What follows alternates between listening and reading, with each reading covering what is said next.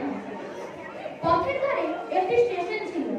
স্টেশনের প্রহরী ট্রেন আসলেই লেভেল ক্রসিং নামিয়ে দিত আর সতর্ক থাকতো। লাইনের ওপারে ছিল একটি স্কুল। স্কুলের ছাত্ররা ফাঁক পেলেই রেল লাইনের ওপরে এসে খেলা করত।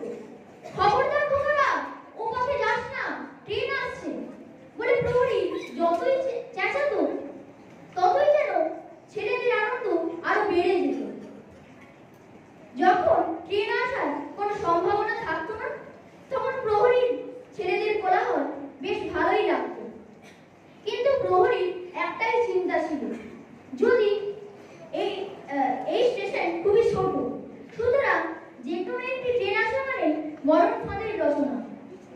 সে স্থানীয় লোকেদের বলেছে, স্টেশন মহাশয়ের কাছে ঘুরে ঘুরে অভিযোগ জানিয়েছে, কিন্তু তাতেও কোনো লাভ হলো না।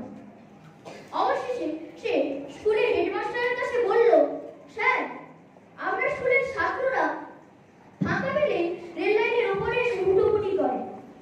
কখন কি হয়ে যায় তার কোনো বলা যায় না।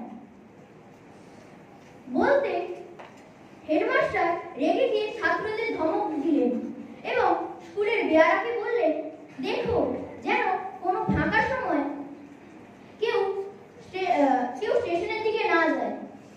এরকম করে অনেকদিন চলল, সত্যি কেউ যায় না। কিন্তু একদিন ঘটল অঘটন। তুফান এক্সপ্রেস কয়েক ঘন্টা লেট করায় উল্টা বেগে লাইনের উপর দিয়ে আসছে।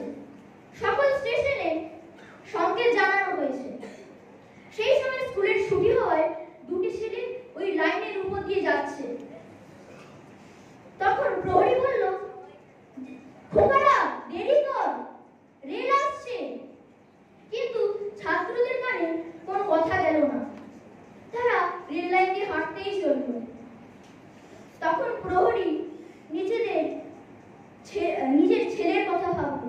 তারই মতো ফুটফুটে মুখ, তারই মতো সুন্দর, তারই মতো বয়স। তখন ট্রেন চলে এসেছে। প্রহরী আর কিছু ভাবল না।